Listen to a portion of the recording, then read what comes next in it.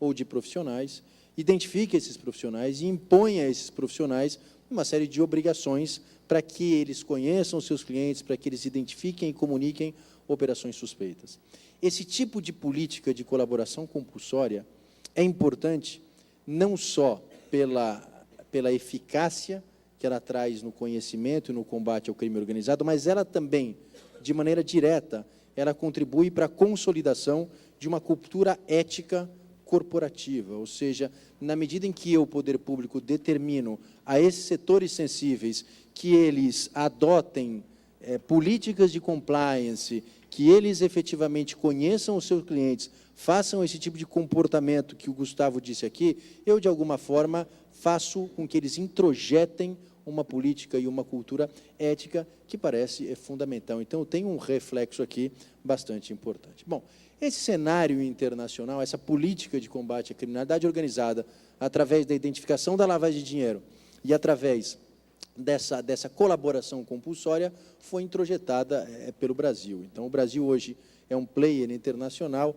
o Brasil hoje quer organizar, quer consolidar o seu mercado, quer ser um país transparente, e, para isso, ele tem tomado, sim, uma série de medidas para fortalecer o combate e a prevenção à lavagem de dinheiro. Ainda não passamos na prova do GAFI, se eu não me engano, eu estava conversando com os responsáveis pelo DRCI, nós ainda estamos no sistema de follow-up pelo GAFI, mas, de qualquer forma, nós temos aprimorado e muito o setor, o combate à lavagem de dinheiro. E eu acho que, nesse momento, ou nesse contexto, o papel da FEBRABAN tem sido muito importante, ou seja, o fato da FEBRABAN estabelecer um código de condutas que, independentemente do nome que nós dermos, seja de normativo ou não, mas é um código de condutas que, embora nós falemos que não seja vinculante, ele tem uma eficácia normativa muito importante, porque esse código de condutas que estabelece qual é o risco permitido ou não permitido da profissão, o que efetivamente é aconselhável ou não aconselhável fazer, e certamente ele pode ser usado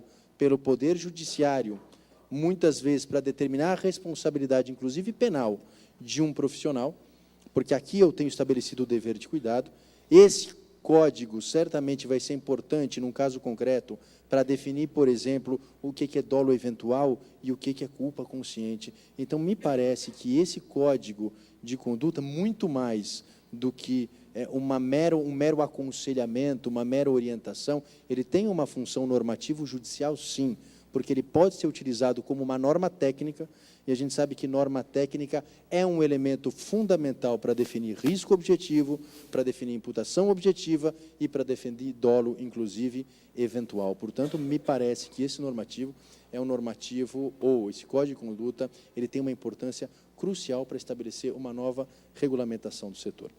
Mas, rapidamente, eu não pretendo me estender muito, porque a ideia é realmente o debate, mas só falando de alguns aspectos desse novo marco legal do Brasil em relação à prevenção da lavagem de dinheiro. A gente pode dizer que, hoje, o marco legal brasileiro sobre lavagem de dinheiro é composto por 3 grandes elementos. A nova lei não, o novo texto legal da lei de lavagem de dinheiro, as novas leis acessórias que acabam contribuindo para esse combate e as novas regulações das autoridades administrativas, e aqui principalmente o Bacen e o COAF.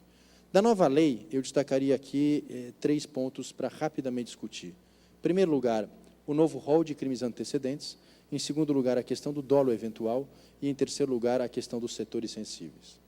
Em relação aos crimes antecedentes, eu acho que foi uma mudança importante, sim, Gustavo, e aqui eu vou fazer uma pequena discordância, porque, embora na lei anterior eu tivesse um rol fechado de crimes e eu tinha o coringa da organização criminosa, a organização criminosa, e o Supremo recentemente disse que ela não está incorporada, ou não estava até essa nova lei, ela não estava incorporada no nosso ordenamento jurídico nacional. Então, eu acho que o fato de você ter aquele rol fechado e usar um coringa que não estava incorporado ainda fazia com que a lei não cumprisse toda a sua função, ou seja, muita coisa acabava ficando de fora. Então, me parece que foi um passo importante a gente ampliar para todos os crimes. Talvez todas as contravenções penais tenha sido um certo exagero, mas, enfim, me parece que foi um passo importante a ampliação dos crimes antecedentes. Isso pode ter um efeito concreto interessante, porque, na medida que todos os crimes agora podem gerar um produto lavável de dinheiro, o número de ações por lavagem de dinheiro pode crescer. ainda não cresceu, mas tende a crescer. Isso significa, em outras palavras, que aquelas varas especializadas de crimes de lavagem de dinheiro podem, eventualmente, se tornar inviáveis. Por quê? Porque se agora todo crime fiscal vem junto com uma lavagem de dinheiro, o furto, o roubo e assim por diante, a corrupção já era.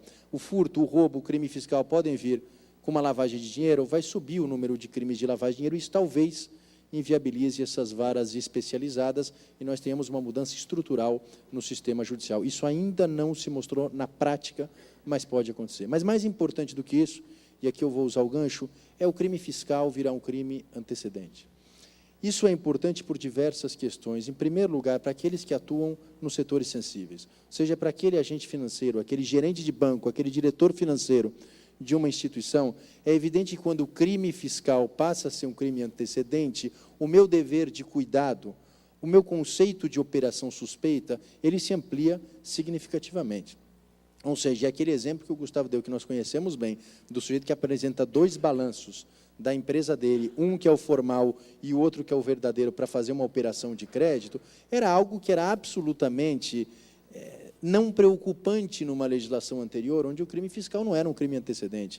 E, nesse momento, passa a ser algo digno de preocupação. Então, evidentemente, essa ampliação para o crime fiscal traz uma série de novas responsabilidades ou novos deveres de cuidado para o setor. Ainda mais, porque quando eu considero o crime fiscal um antecedente de lavagem de dinheiro, eu criei uma nova dimensão do crime fiscal. E isso é importante, porque o crime fiscal, e aqui do ponto de vista do direito penal, era algo muito facilmente resolvível no plano criminal. E por quê?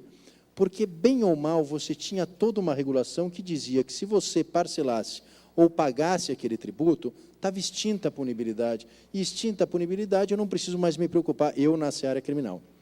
Agora, eu posso praticar um crime fiscal, e se eu ocultei aquele resultado do crime fiscal, embora tenha uma série de gente na doutrina que diga que crime fiscal, dinheiro economizado, não pode ser lavado, eu tenho dúvidas, eu acho que pode ser lavado, mas, enfim, de qualquer forma, aquilo que eu economizei, se eu ocultei, eu pratiquei um crime fiscal e uma lavagem. Depois, isso é reconhecido e eu pago o tributo devido, eu extingui a punibilidade do crime fiscal, mas não necessariamente da lavagem posterior.